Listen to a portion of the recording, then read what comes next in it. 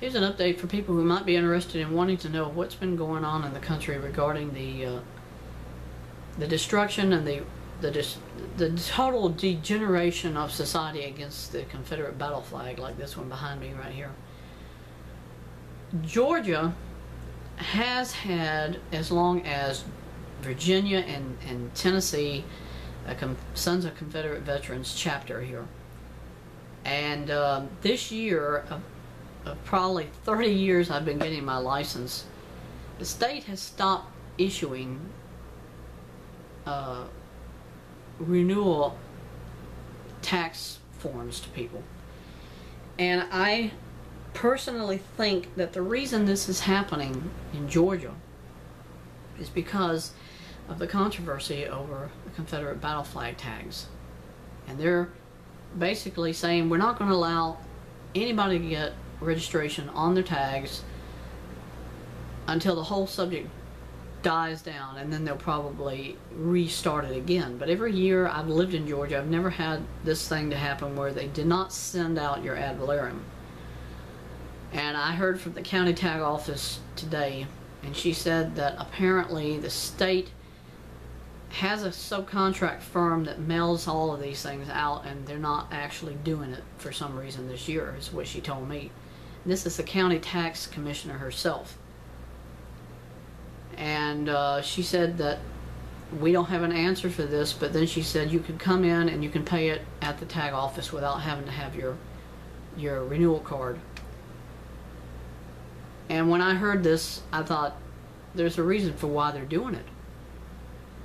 They're keeping it hush-hush. They don't want the society as a whole to know that some of us still have the right to express ourselves. Some of us have the right to still show our pride or show our personal expressions or our feelings through what we drive. People still, randomly, I see cars that do have the Confederate battle flag on the front of their car. Now I'm seeing more rednecks driving these 4x4 Ford trucks. They got massive Confederate flags waving out the back of the trucks with the American flag. And I clap to them too, because what they are doing is what everybody should have the right to do, and that's express themselves. But see, the more that this thing generates hatred amongst those who are pacifists for blacks, who are against things that are Southern pride issues, the more faster that they take away even more rights from everybody. And that includes even having it in your house, having it on a flagpole outside your yard.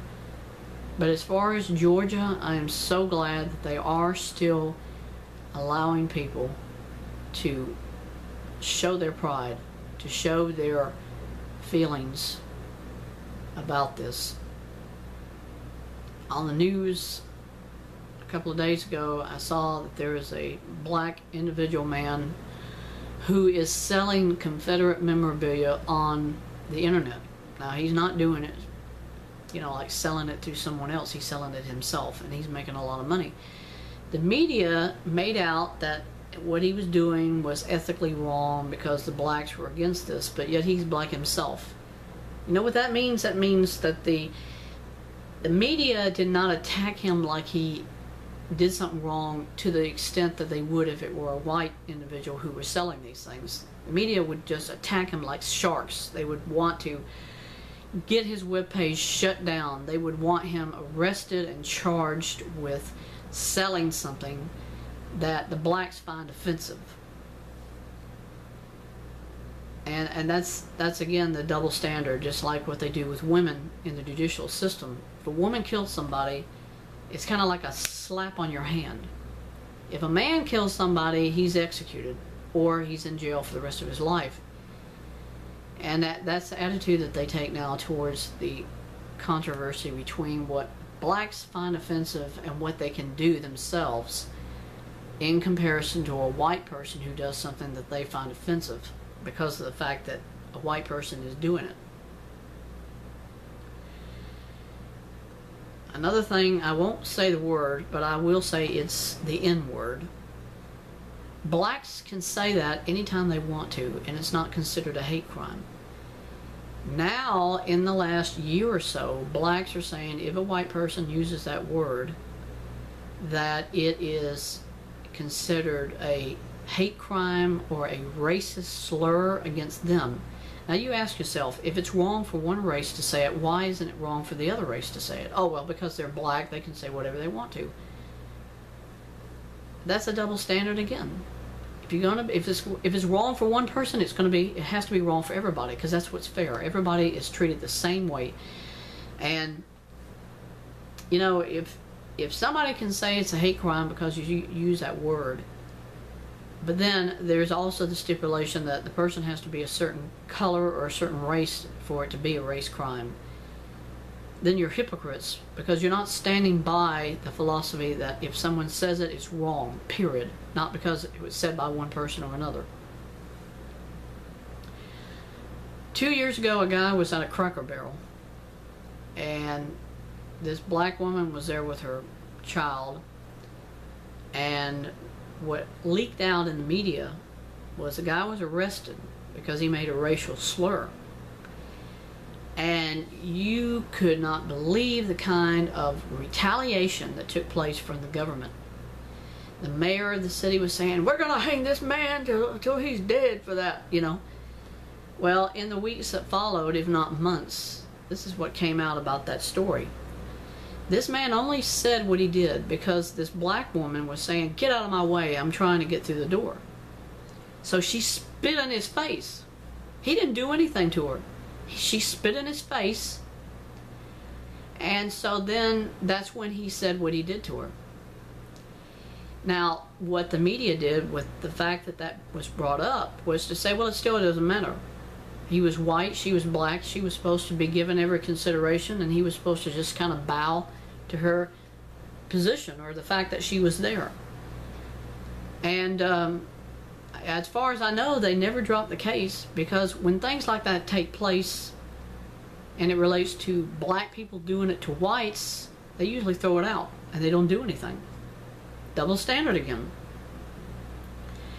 But I still remember how the mayor acted when she heard that this guy had done this. She didn't have all the facts, she didn't know what had happened in reality, but yet she never apologized to this man because he had been physically assaulted by her spitting in his face. Who knows if she had AIDS? He could have had AIDS after he had that happen to him.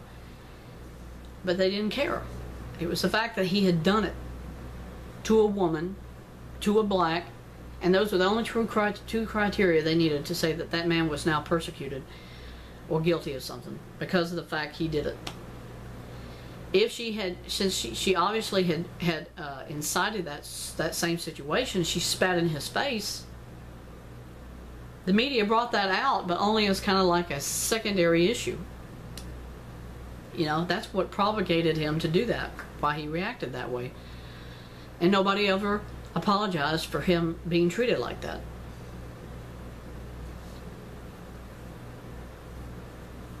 But society has lost it. They've lost sanity because you're not rationally looking at both sides of an issue. It's always narrowly one-sided, and that's it. And that's why tolerance is gone, because now everybody believes that what we do in this country is now only geared at one culture, one people, one philosophy. And it all ends up being the same outcome. Incitement is increased, is escalated. It gets to the point where what I have said several times in my videos before, a racial war is inevitable, because you cannot expect a pressure cooker to continue to just build steam and not explode unless you unscrew the lid and let it off. And nobody is doing that. They're letting the people of this country continually just incite, hate, riot, subjugate people, and those are all ignitable flames that will inevitably take out everything we have in this country that's still left, as far as sanity, a civilized attitude. I don't know if anybody would retaliate against me just because I have a Sons of Confederate plate on my car, but I would stand up for my rights, and I would say to that person to their face, you have a right to disagree, and I have a right also to have my own opinion. But when you say that your disagreement overrides my freedom of rights to say what I want to, or to do what I want, then there's a problem, because America is supposed to be founded on the philosophy everybody has rights, not certain people. And that's what's wrong with our culture and our nation. Everybody now has to conform with what one person says, and that's not the way it's supposed to be. It's not the way it's ever supposed to have been in this country. So we all are going to have to stand up for ourselves one day or another. We're going to have to say to some bigot who walks up with a gun and says, you can't have that flag, I don't like that, it's offensive to me. And I'm like, that's too bad, because I have the right to express my feelings just like you do, except that I'm not using that gun in somebody else's face to intimidate someone or to threaten their lives with, you know? If you don't like something, fine, express your feelings or your opinions, but don't take a gun and say that you have the right to kill somebody just because you don't agree with them. That's how wars have started, you know? And if that's what you want, if you want a war, a lot of innocent people are going to die, not just one. A lot of people. So, everybody should think before they act. Think about what you're doing. Think about what it's all about. Who is being condemned, who is being subjugated, and who isn't. You know, everybody's supposed to have rights. Everybody. Preamble says that itself. All men are created equal. All men have inalienable rights that were given to us by our Creator. Now, you got atheists who are going to say, oh, there's no such thing in the preamble. Get it out and read it. It says it. Wow, they were out of date for that time. It's like they wrote it for a reason. They didn't say, well, this doesn't work anymore, change this, or they didn't say that in the Constitution. The Constitution was written for one thing, to uphold and to stand for all eternity. As long as this nation existed, that Constitution is supposed to be upheld exactly the way it's written, not changed just because somebody says it doesn't relate to today or not. The only reason that things have changed today is because people's mentalities have gotten to the depraved attitude where it's down here below even an animal. And I'm not an animal, so I don't consider what you say to mean anything. I still got a higher level of intelligence. I'm not going to get in a pigsty just because I think, well, you know, I want to be a pig, or I want to act like a pig, or I want to live like a pig. If you want to be a pig, get in there with them. But you're not dragging me into that same cesspool. Right? Nobody should have to. Whatever way you want to live, you live. But don't force other people to accept it or live that way. Because you're the one that's responsible for whatever you do. You. Nobody else. And nobody else should be forced to live that way.